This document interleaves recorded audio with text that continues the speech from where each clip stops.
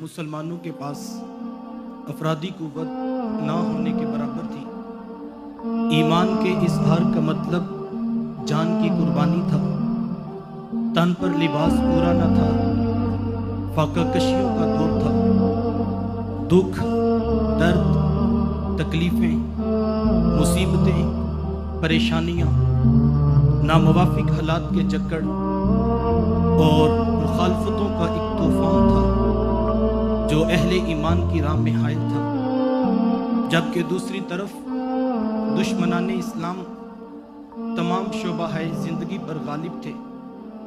تجارت ان کی تھی، سیاست ان کی تھی، کاروبار ان کا تھا تو ریاست ان کی تھی۔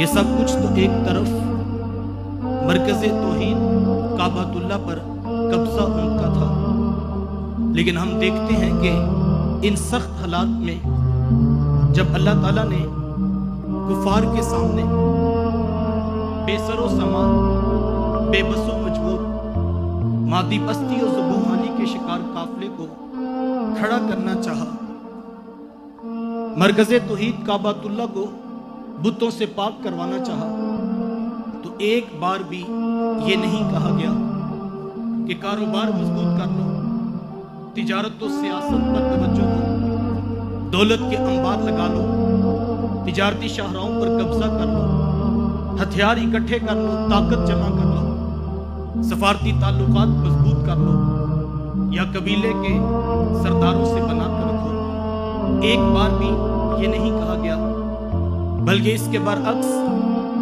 ہمیں اسلوب نزول قرآن یہ بتاتا ہے کہ غار ہیرا کی خلوتیں ہوں یا کہ عکاس کا خطبہ، ذوالمجار کی تبلیغ ہو یا بازار طائف میں پیغمبر کی پرسوز آواز، دن ہو یا کہ رات، دھوپ ہو یا بارش، بات ایک تھی، مواد ایک تھا، نصاب ایک تھا، پیغام ایک تھا۔ اتل ما اوحی الیک من الکتاب، قرآن پڑھو، قرآن پڑھو، پھر قرآن پڑھو، وہ پڑھو جو تمہارے رب نے نازل کیا، وہ پڑھو جو تمہارے رسول کے سینے نور پہ اترا۔ رب نے کہا تہجد میں پڑھو تو اس کے حبیب نے کہا راتوں کو اٹھ اٹھ کر پڑھو، کبھی کہا ٹھہر ٹھہر کر پڑھو تو کبھی کہا خوبصورت لب و لہن سے پڑھو، کبھی کہا ابی بن کعب سے پڑھو تو کبھی کہا عبداللہ ابن عباس سے پڑھو، عبداللہ ابن مسعود سے پڑھو۔ قرآن پڑھو، تلاوت کرو، غور و فکر کرو، تدبر کرو، نصیحت لو، عبرت پکڑو۔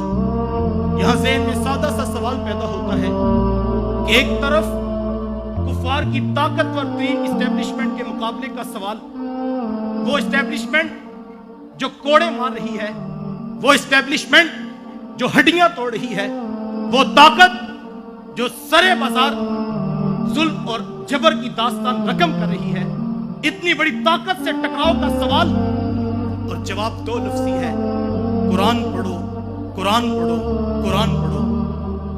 صاحب آخر تلاوت قرآن میں وہ کون سا نسخہ، وہ کون سا راز، وہ کون سا اسلحہ، وہ کون سا نسخہ کیمیا تھا کہ اہل ایمان کو بار بار قرآن پڑھنے کو کہا گیا؟ تو حضور والا وہ نسخہ، وہ راز، وہ طاقت، وہ نسخہ کیمیا نظریے کا استحکام تھا۔ قوم کو نظریاتی طور پر مضبوط کرنا تھا، ڈوبتے ڈگبگاتے یقین کو پختہ کرنا تھا، توکل علی اللہ کو بلڈ اپ کرنا تھا۔ کیوں؟ اس لیے کہ میرے حضور جانتے تھے کہ نظریے کا یقین ہی قوم کو اٹھ کھڑے ہونے کا حوصلہ بخشے گا۔ جتنا نظریہ مضبوط ہوگا اتنی قوم مضبوط ہوگی۔ اور ہم دیکھتے ہیں مکے کی زندگی کے 13 سال نظریاتی استحکام پر کام ہوا، دن رات نظریے سے قوم کو جوڑا گیا، لوگوں کے یقین کو پختہ کیا گیا۔ مکے کی زندگی کی جتنی قربانیاں ہیں وہ نظریاتی پرچار اور نظریاتی ابلاغ کے لیے ہیں۔